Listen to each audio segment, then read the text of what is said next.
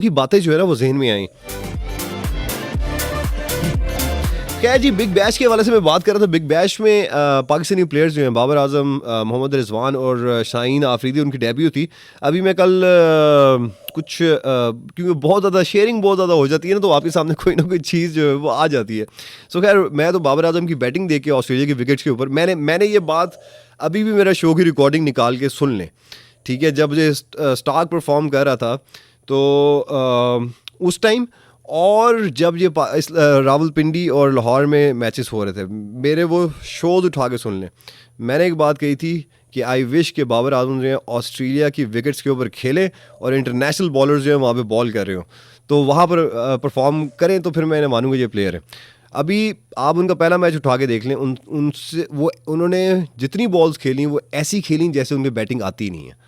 मैं लिटरली, आप अभी उठा के देख लें, क्या नाम है, मुझे बहुत बुरा फील हुआ कि 2 बॉलों पे कैचेस ड्रॉप हुए। मतलब कैचेस ऐसे कि दो पास पास आके गिर रहे थे वो प्लेयर्स के, और फिर वो खैर उन्होंने ट्रैप कर लिया था, वो आउट भी उसी तरह की शॉट पे हुए। फिर मोहम्मद रिजवान भी कुछ नहीं कर सके। शाहीन आफरीदी पहला अटैक ओवर कर रहे थे उनकी 2 लूज बॉल्स के ऊपर, उनसे अटैक ओवर जो है वो ले लिया गया। उसके बाद उन्हें मेरे ख्याल से 2.5 ओवर में तकरीबन 40 स्कोर पड़ा, इसी तरह कुछ था। तो मैं देख रहा था यार, क्या ऑस्ट्रेलियन विकेट्स के ऊपर जाकर क्या हो गया। वहाँ ऑस्ट्रेलिया की विकेट्स के ऊपर तो बड़ा प्लेयर बनता है, क्योंकि ऑस्ट्रेलियन विकेट्स को कहा जाता है कि बहुत तेज विकेट्स होती हैं ऑस्ट्रेलिया की। खैर, मैं छोटी सी बात करूं, क्रिकेट के ऊपर ज़्यादा बात नहीं कर रहा, मैं तो जस्ट वो बता रहा हूँ जो मैंने देखा है, ठीक है। जो देखा है उसके ऊपर बात कर रहा हूँ। बाकी मुझे नहीं पता मैच में क्या हुआ है, कौन जीते क्या हारा है, लेकिन ये 3 चीज़ें जो है बहुत ज़्यादा शेयर हो रही हैं सोशल मीडिया के ऊपर। जब तो शेयर होती है, आपके पास भी आती है। एनीवेज जी, हमारे साथ पार्टिसिपेट किया है अमरीन ने। आपने कहा मुझे अकेले रहना पसंद है, अपना नाश्ता अपने लॉन में करना, चाय का एक कप ही क्यों, चाहे वो चाय का एक कप ही क्यों ना हो, और जब बारिश हो तो लॉन के पौधों के साथ भीगना आपको अच्छा लगता है। मतलब कि आपको अकेला रहना पसंद है, और आप इस बारे में ये सोचती हैं कि मैं ऐसी क्यों हूँ, मुझे अकेला रहना क्यों पसंद है। नहीं तो बहुत सारे लोगों को अपनी कंपनी जो है अच्छी लगती है, लेकिन समटाइम्स कभी कभी इंसान को फील होता है, जो अकेला जो है वक्त गुजार होता है, यार मैं बहुत ज़्यादा अकेला हो गया, या उसको ज़्यादा फील होता है जो जैसे लाइफ जो है बहुत सारे हमेशा लोगों के इर्द गिर्द गुजारी हो। कभी कभी होता है कि इंसान अकेला हो जाता है और आपके इर्द गिर्द कोई भी नहीं होता, तो ठीक हो गया। इसके अलावा आयशा हमारे साथ पार्टिसिपेट करेंगे। आपने कहा आई फील बोरिंग जब too many people around me, हंस कर शादियों पर लोग एक्चुअली इंजॉय करते हैं शादियों को, लोगों की कंपनी को, बट मैं नहीं करती। I don't know why. ठीक है, मतलब कि तो कभी आपने सोचा ऐसा क्यों है? हो सकता है आपकी आदत हो सकता है आप में वो बात ही ना हो कि आप लोगों की कंपनी को एंजॉय करो, हो सकता है आप अपनी कंपनी को एंजॉय करती हो सकता है आपको पर्सनैलिटी आपकी ऐसी हो सकता है आपकी सोच ऐसी हो, आपका दिल करता हो कि मैं शायद एक आदमी मेरे साथ दोस्त हो या घर वाले कोई हो तो मैं उनके साथ बातचीत करूं, उस कंपनी को आप एंजॉय करती हो। सो होता है, बहुत सारे लोग होते हैं जब शादियों में लोग एक तो खाना खाने जाते हैं, और खाना खाने नहीं जाते, वो पूरे साल का खाना खाने जाते हैं। सो और खाना खाते हुए एक तो वैसे अब वो कैमरे की बात हो रही थी ना, बड़ा मज़ा आता है जब, अब तो खैर कैमरामैन को कहा जाता है इस तरह की वीडियोस जो है ना नहीं बनानी, लेकिन फिर भी शादियों के ऊपर वो छुप छुप के वीडियो जो है ना बन जाती है। जिनकी शादी होती है ना वो फिर देख रहे होते हैं, अच्छा इन्होंने ऐसे किया, तो वो अपनी मूवी के अंदर उसको डिलीट कर देते हैं उस सीन को, तो जिन्होंने मतलब कि अजीब व गरीब तरीके से खाना खाया होता है। तो खैर जी, ये है कि कोई बात नहीं, लोगों को पसंद है एंजॉय करना शादियों के ऊपर। आजकल तो शादियों का सीज़न है, तो लोग तो वैसे ही खाने पीने भी जाते हैं। इसी बहाने बहुत सारे ऐसे लोगों के उससे मुलाकात हो जाती है शादियों के ऊपर जो कि काफ़ी सालों बाद हो रही होती है, तो उनसे गपशप हो जाती है। अच्छा, सादिया मुनव्वर हमारे साथ पार्टिसिपेट करिए। मुझे घर की रौनक बोलते हैं सब, तो क्योंकि मैं शरारती हूँ बहुत, सबको हंसाती, तभी मैं सोचती हूँ मैं ऐसी क्यों हूँ। ठीक है, आप हंसाती हैं और शरारती हैं, और इसलिए आप सोचती हैं कि आप ऐसी क्यों हैं। तो बताएं आपने क्या सोचा कि आप ऐसी क्यों हैं। अच्छा, अफशा अमान हमारे साथ पार्टिसिपेट करिए। आपने कहा कि मुनीर न्याजी साहब की नज़म है, नज़म हमेशा देर कर देता हूँ, ये नज़म मुझसे रिलेट करती है बहुत। ये अक्सर सोचती हूँ कि मैं ऐसी क्यों हूँ। क्या आप देर कर देती हैं कहीं जाने में, कोई वादा निभाने में, या कोई अपने आप से कमिटमेंट हो उसे पूरा करने में? क्या ऐसी क्या बात है, किस चीज़ में आप देर कर देती हैं? क्या स्कूल, कॉलेज, यूनिवर्सिटी या ऑफिस के कामों में आप देर कर देती हैं?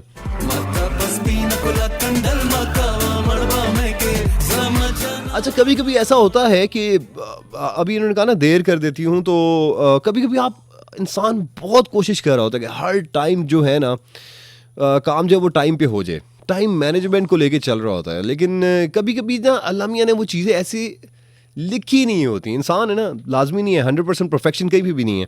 कभी कभी बहुत सारे काम जो है वो नहीं टाइम पे हो पाते हैं, और अब उस सिचुएशन में आपने देखना होता है आपने रिएक्ट कैसा करना है, ठीक है। और रिएक्ट इन द सेंस उसमें उस काम से कनेक्टेड जो है और लोग भी होते हैं, सिर्फ आप नहीं होते, तो उसमें फिर रिएक्शन देखना होता है कौन रिएक्ट। कुछ लोग गुस्से हो जाते हैं, कुछ लोग कहते हैं यार कोई बात नहीं, हमारे कंट्रोल में नहीं है यार, नहीं कोई बात नहीं। कुछ लोग जो है वो नाराज़ हो जाते हैं, कुछ लोग जो हैं वो समझने की कोशिश करते हैं ऐसा क्यों हुआ, कुछ लोग डेप्थ में चले जाते हैं। सो हर एक का अपना अपना तरीका होता है हर सिचुएशन को टैकल करने का। तो कभी मेरे ख्याल से मैं ये सीखा हूँ आज तक कि बहुत सारे काम हम बहुत स्ट्रेस ले लेते हैं कुछ चीज़ों के, लेकिन शायद वो चीज़ें होनी नहीं होती, ठीक है, वो हमारे कंट्रोल में नहीं है, वो होनी नहीं होती। आप लाख कोशिश कर लो, लेकिन वो नहीं हो रही होती। जब नहीं हो रही होती तो ठीक है यार, नहीं हो रही, तो किसी चीज़ को पकड़ के नहीं बैठना चाहिए कि यार ऐसा क्यों हो रहा है।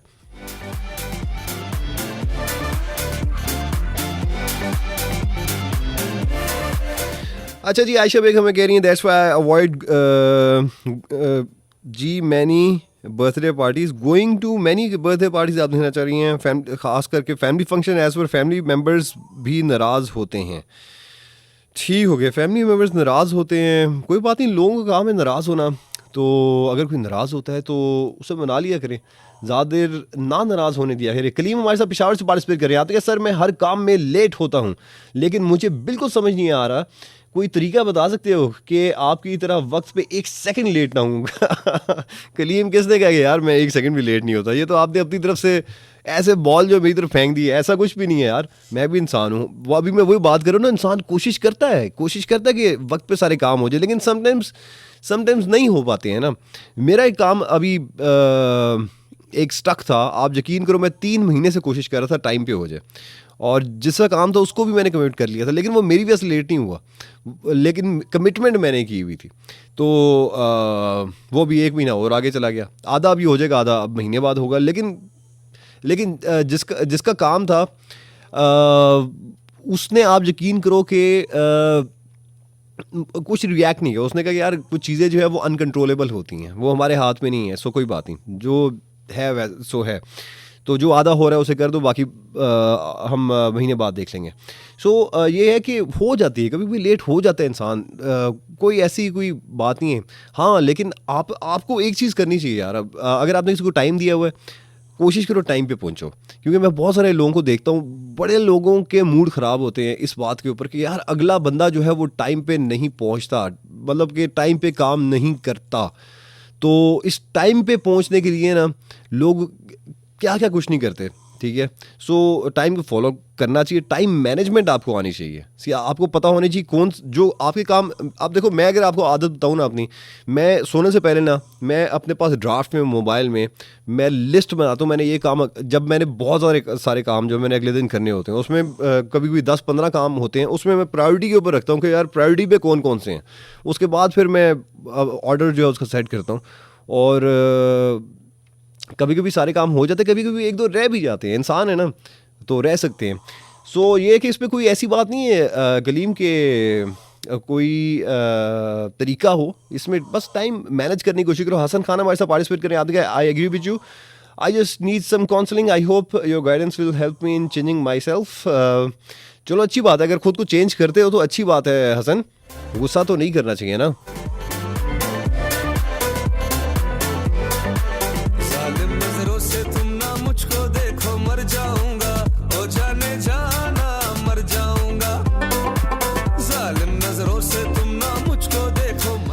मैं हसन आपको एक बात बताऊं कि अभी पिछले दिनों मैं कहीं पे मैं लिख रहा था कुछ, तो वहाँ पर मैंने ये लिखा था कि इसी तरह की बात मैंने लिखी थी कि कुछ लोगों की ना आदत होती है कि हम एक सीट पे बैठे हुए, ठीक है, और हमारे आगे ना 10-15 लोग बैठे हुए, हम चाहे कोई भी बात करें, कोई भी बात करें, चाहे वो सच्ची हो झूठी हो, वो आगे 10-15 लोग जो बैठे हुए ना वो तालियां बजाते रहेंगे, वो हाँ में हाँ मिलाते रहेंगे। अगर कोई प्लान बनाए कहीं पर जाने का, तो चाहे उनका इंटरेस्ट भी ना हो, वो कहेंगे यार आपने कह दिया तो जाएंगे, इंटरेस्ट भी नहीं है। मतलब उनकी अपनी ज़िंदगी में राय कोई नहीं होती, ठीक है। वो बस जो सीट पे बैठे होते हैं ना, मतलब कुछ दोस्त ऐसे, कुछ दोस्तों की मैं एग्जांपल दे रहा हूँ, कुछ दोस्त आपकी ज़िंदगी में ऐसे होते हैं, वो ये समझते हैं कि शायद जो हम कह रहे हैं ना वो ठीक है। अगर उनकी बात से डिसएग्री करोगे वो लड़ेंगे, अगर उनकी बात से डिसएग्री करोगे वो उनके मूड चेंज हो जाएंगे, अगर उनकी बात से डिसएग्री करोगे चाहे वो शदीद गलत है, वो फिर भी उसको जस्टिफाई करने की कोशिश करेंगे, हम सच सच कह रहे हैं, हम सही कह रहे हैं। तो हर इंसान हर वक्त सही नहीं हो सकता, ठीक है। और लाजमी नहीं है कि जो आपके इर्द गिर्द लोग बैठे हुए हैं वो ऐसी नेचर के हों कि आपकी हाँ में हाँ मिलाते रहें। और जब आपके इर्द गिर्द के कुछ लोग जो हैं आपकी हाँ में हाँ नहीं मिला रहे होते, वो कहते हैं यार मैं एग्री नहीं करता तुम्हारी बात से, तो तुम गलत कह रहे हो, तो वो उनसे लड़ पड़ते हैं, नाराज़ हो जाते हैं। उनको अच्छा नहीं लगता कि यार इसने मेरे सामने ऐसा क्यों कह दिया, यार मैंने तो कभी गलत बात की नहीं है। तो जो इस तरह कहते हैं ना, जो मैंने कभी गलत बात नहीं की, मैं अपनी लाइफ में अगर कहूँ, मैंने अपनी लाइफ से ऐसे बहुत सारे लोग निकाले हैं, बहुत सारे लोग निकाले। और ना मैं ऐसे लोगों को अपनी ज़िंदगी में शामिल करना चाहता हूँ जो हर वक्त कहते रहते हैं यार मैं सही हूँ, मैं किसी की बात भी सुनना नहीं चाहता, जो मैंने कह दिया वो बस आखिरी चीज़ है। तो मेरी ज़िंदगी में ऐसे लोगों की कोई जगह नहीं है, मैं अवॉइड करता हूँ ऐसे लोगों को, और ऐसे लोगों के साथ उठना बैठना भी नहीं चाहिए।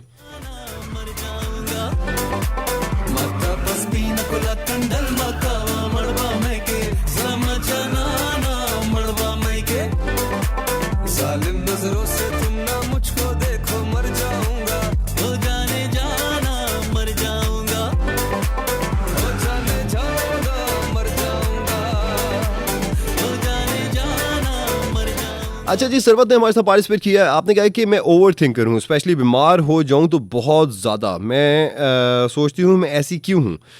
और अच्छा, आप सोचती बहुत ज़्यादा है। अच्छा, ये आजकल लोगों में बहुत ज़्यादा है सोचना। अब लाइक अगर एक काम हुआ, अगर एक काम आपका अगले हफ्ते होना है, ठीक है, अभी 7 दिन पड़े हुए हैं, आप वो 6 दिन जो है सोचते रहोगे यार काम ठीक होगा नहीं ठीक होगा, कैसे होगा, बीच में ना हो जाए, कोई मसला ना आ जाए। अब वो 6 दिन 7 दिन ना आप सोचते रहोगे, और हालांकि वो काम मतलब कि 7वें दिन जाकर है, लेकिन वो 6 दिन आपको सुकून नहीं आएगा। फिर अगर आपने कोई काम कर दिया है, ठीक है, तो आप उसके बारे में सोचते रहोगे। आप वो गुजर गया, हो गया, ठीक है यार, अच्छा हुआ है बुरा हुआ है जो भी है, लेकिन आप उसके बारे में वो आपके दिमाग में चलता रहेगा। तो इस तरह कोई भी चीज़ हो सकती है। कोई आपने वीडियो देख ली कोई सोशल मीडिया के ऊपर, कोई मोबाइल फ़ोन के ऊपर, तो आपके दिमाग में वो चलती रहती है। सो कभी कभी बहुत सारे लोग जेलसी में सोचते रहते हैं, कभी बहुत सारे लोग रिग्रेट में सोचते रहते हैं, कभी किसी ने दिल दुखा दिया, कोई किसी ने नाराज़ कर दिया, उसके बारे में सोचते रहते हैं। तो ये मतलब कि एक नेचुरल सी बात है, लेकिन ये है कि कम सोचना चाहिए। और ख़ास तौर पर जैसे मैंने बात की ना, कुछ जो अनकंट्रोलेबल चीज़ें हमारी लाइफ में होती हैं जो हम कंट्रोल नहीं कर सकते, सबसे ज़्यादा रेशो लोगों की उसके बारे में सोचने के लिए है जो हमारे कंट्रोल में नहीं है। हम उसके बारे में सोच के अपना दिमाग ख़राब करते रहते हैं, डिप्रेशन में जाते रहते हैं, स्ट्रेस में जाते रहते हैं, और हमारी सेहत ख़राब होती है। और फिर हम कहते हैं कि हम ऐसा क्यों हैं, हम ऐसा क्यों करते हैं। बाकी लोग तो सारे हंसते खेलते नज़र आते हैं, एंजॉय करते नज़र आते हैं, क्योंकि वो कुछ परसेंट तक केयर फ्री होते हैं, ठीक है, वो इतना सोचते नहीं हैं। मैं कहीं पे पढ़ा था, वो लोग बड़े कामयाब होते हैं जो जल्दी डिसीजंस ले लेते हैं, लाइफ में जल्दी डिसीजन ले लेते हैं। और इसके ऊपर मैं एक बुक भी पढ़ा था, मैंने उसके 2 चैप्टर्स पढ़े थे, फिर छोड़ दिए थे। जब मैं पढ़ लूँगा फिर उसके बारे में बताऊँगा डिसीजन मेकिंग के ऊपर, कि डिसीजन मेकिंग लाइफ में कितनी ज़रूरी होती है।